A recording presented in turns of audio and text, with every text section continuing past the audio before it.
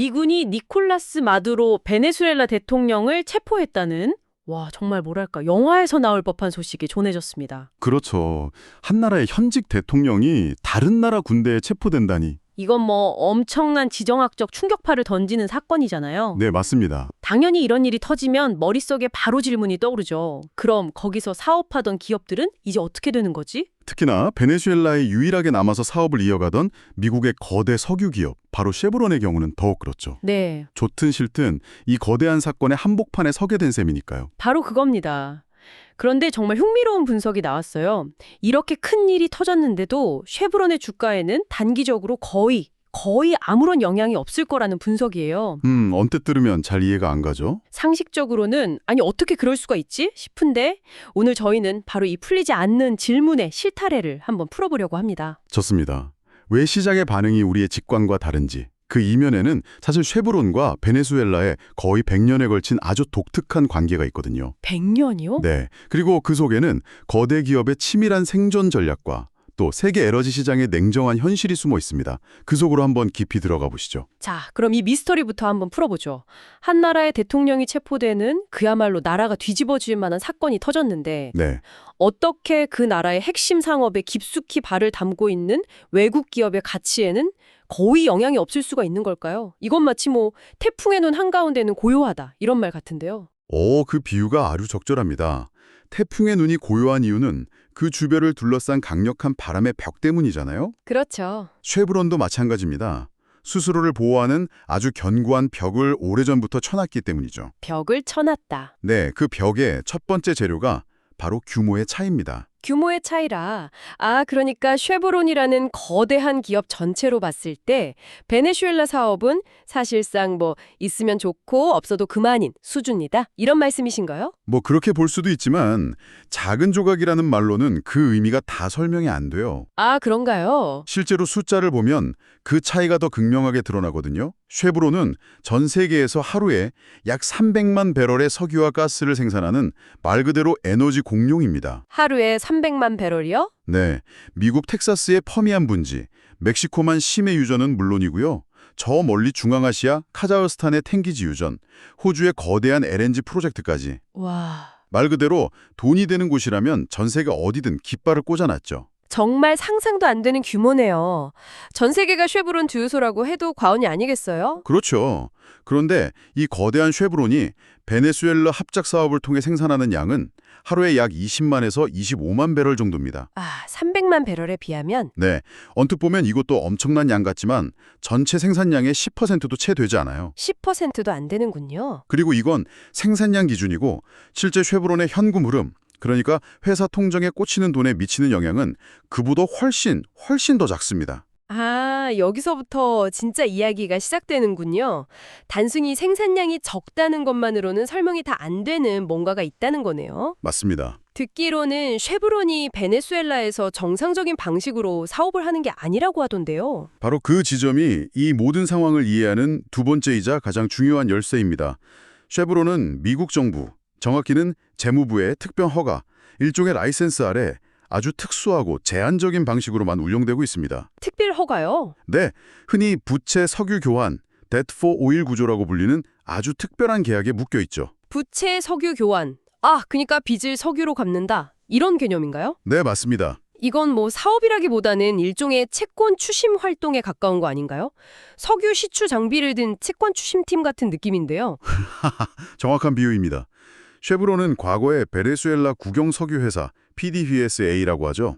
여기에 빌려주고 돌려받지 못한 수십억 달러의 묵은 빚이 있습니다. 아, 떼인 돈이 있었군요. 그렇죠. 미국 정부는 이 빚을 회수하는 목적으로만, 딱 그 목적으로만 쉐브론이 베네수엘라산 원유를 하루 12만에서 15만 배럴까지 미국으로 가져올 수 있도록 허가해 준 겁니다. 와, 이건 정말 중요한 포인트네요. 그러니까 쉐브론이 베네수엘라에서 원유를 퍼올리는 건 새로운 이익을 창출하기 위해서가 아니라 네, 과거에 떼인 돈을 현물, 즉 석유로 파견 받아서는 이다지군요. 바로 그겁니다. 그렇다면 이 과정에서 마두로 정부의 주머니로 들어가는 현금은 거의 없거나 아니면 극도로 제한되겠네요. 정확합니다. 이 구조 안에서는 쉐브론이 베네수엘라 정부에 로열티나 세금을 직접 현금으로 지급하는 것이 금지되어 있습니다. 아, 돈을 직접 주진 않는군요. 네, 쉐브론은 그저 묵묵히 원유를 쓸어서 빚을 탕감해 나갈 뿐이죠. 그러니 쉐브론은 베네수엘라의 그 광활한 석유 매장량을 소유한 것도 아니고요. 네. 국영석유 회사를 마음대로 통제하는 것도 아니고 또 생산한 원유를 국제시장에 자유롭게 팔아서 이익을 남기는 것도 아닙니다. 모든 게 다 막혀 있네요. 네, 모든 게 빚 갚기라는 단단한 틀 안에 꽉 묶여 있는 거죠. 이제야 그림이 딱 맞춰지네요. 애초에 돈을 버는 사업이 아니었으니까 그 나라의 정치 상황이 아무리 극적으로 변해도 쉐브론의 손익계산서에는 거의 영향을 줄 수가 없는 거군요. 그렇죠. 그야말로 완벽한 방어막, 완벽한 방화벽을 쳐놓은 셈이네요. 네, 마두로 대통령이 체포되든 다른 누가 정권을 잡든 쉐브론의 이 채권 추심 활동은 미국 정부의 허가 아래 그대로 진행될 가능성이 높습니다. 이것이 바로 시장이 이번 사태에 크게 동요하지 않는 근본적인 이유입니다. 정말 완벽한 방어막이네요. 그런데 이 방어막은 어디까지나 쉐브론에게는 유효한 거지. 이 거래의 상대방인 베네수엘라에게는 완전히 다른 이야기일 것 같습니다. 맞습니다. 사실상 국가의 유일한 생명줄이나 다름없는 석유 산업을 쥐고 있는 거대 기업이 저렇게 나오면 정말 답답한 상황 아닐까요? 맞습니다. 이제 관점을 베네수엘라로 돌려보면 상황은 180도 달라집니다. 쉐브론에게 베네수엘라는 수많은 사업 포트폴리오 중 하나일 뿐이지만 예. 베네수엘라에게 석유는 국가 경제 그 자체입니다. 정부 수입의 절반 이상, 수출 수입의 거의 90% 이상을 석유 하나에 의존하고 있죠. 90%나요? 네, 무엇보다 베네수엘라는 약 3천억 배럴에 달하는 확인된 매장량 기준으로 세계 1위의 석유 부국입니다. 사우디아라비아보다도 많아요. 세계 최대 내장량을 가진 나라가 저렇게 힘든 상황에 처해 있다는 게 와, 정말 아이러니하네요. 그렇죠. 그 많은 석유는 다 어디 갔고 왜 저렇게 쉐브론과의 불리한 계약에 묶여 있을 수밖에 없는 건가요? 땅 밑에 석유가 넘쳐나는데 그걸 제대로 꺼내 쓰지를 못하고 있다는 거잖아요. 바로 그 점이 베네수엘라의 비극입니다. 수십 년간 이어진 투자 부족과 부실 경영, 미국의 강력한 경제 제재. 아, 여러 가지가 겹쳤군요. 네. 그리고 무엇보다 국영석유 회사에 대한 무분별한 정치적 간섭이 뒤섞이면서 석유 산업 전체가 회복 불가능할 정도로 망가져 버렸습니다. 회복 불가능할 정도요? 네, 이건 단순히 숫자만의 문제가 아닙니다. 한때 남미 최고 부국이었던 나라의 정유시설은 녹슬어서 멈춰섰고요. 수십 년의 경험을 가진 숙련된 엔지니어와 기술자들은 먹고 살 길을 찾아서 해외로 모두 떠나버렸죠. 인력 유출까지. 네, 국가 전체의 활력을 잃어버린 근본적인 원인이 된 겁니다. 산업 기반 자체가 붕괴되었다는 거군요. 구체적으로 얼마나 심각한 수준인가요? 1990년대 후반만 해도 베네수엘라는 하루 350만 배럴 이상의 원유를 생산했습니다. 오펙, 석유 수출국 기구 내에서도 막강한 영향력을 행사하는 핵심 멤버였죠. 350만 배럴이요? 하지만 지금은 그 생산량이 하루 100만 배럴에도 미치지 못하는 수준으로 쪼그라들었습니다. 와, 3분의 1 토막도 안 나네요. 거의 70%가 증발해버린 거죠. 그 결과 이제 베네수엘라는 과거처럼 세계 석유 시장을 뒤흔들 힘을 완전히 상실했습니다. 그러니까 이제 국제 유가 시장에서는 베네수엘라를 더 이상 중요한 변수로 생각하지 않는다 이런 거군요. 네. 베네수엘라에서 무슨 일이 터져도 전체 공급량에는 별 영향이 없다 이렇게 판단하는 건가요? 냉정하게 말해 그렇습니다. 현재 전 세계 석유 공급량에서 베네수엘라가 차지하는 비중은 고작 1% 남짓입니다. 1%요? 네. 그래서 최근 몇 년간 베네수엘라 유조선이 해상에서 봉쇄되거나 국영석유 회사의 전산망이 사이버 공격을 받는 꽤 큰 사건들이 터졌을 때도 국제유가는 거의 미동도 하지 않았습니다. 아, 시장이 반응을 안 하는군요. 네. 시장이 더 이상 베네수엘라발 공급 충격에 민감하게 반응하지 않는다는 명백한 신호죠. 상황이 이렇게까지 어렵고 사업 환경은 극도로 제한적이고 듣다 보니 근본적인 질문이 드네요. 다른 기업들처럼 쉐브론도 그냥 다 포기하고 철수하는 게 더 합리적인 선택 아니었을까요? 그럴 수도 있었겠죠. 실제로 엑슨모빌이나 코노코필립스 같은 다른 경쟁사들은 이미 오래전에 베네수엘라를 떠났잖아요. 왜 쉐브론만 저렇게 끈질기게 남아있는 거죠? 여기서 바로 쉐브론의 남다른 장기전 전략, 100년을 내다보는 그들의 DNA가 드러납니다. 100년이요? 네, 그 운명을 가른 결정적인 순간은 2007년으로 거슬러 올라가야 합니다. 당시 대통령이었던 우고 차베스가 석유 산업에 대한 전면적인 국유화 조치를 단행했을 때죠. 아, 모든 외국 기업들의 자산을 국가가 강제로 빼앗았던 바로 그 사건이군요. 맞습니다. 그때가 갈림길이었군요. 네, 엑스모빌과 코노코필립스는 우리 자산을 강제로 빼앗아 그럼 소송으로 맞서겠다며 베네수엘라를 떠나 국제중재재판을 통해 수십억 달러의 보상을 받아내는 길을 택했습니다. 그게 일반적인 대응이겠죠. 아주 합리적이고 일반적인 대응이었죠. 하지만 쉐브론은 전혀 다른 길을 선택했습니다. 어떤 길이었죠? 그들은 국영석유 회사와의 합작 투자에서 자신들의 지분이 대주주에서 소수주주로 어찌 보면 굴욕적인 조건을 모두 수용했습니다. 조건을 다 받아들였다고요? 네. 그러면서까지 어떻게든 협상 테이블에 남아있다는 실용주의적인 노선을 택한 겁니다.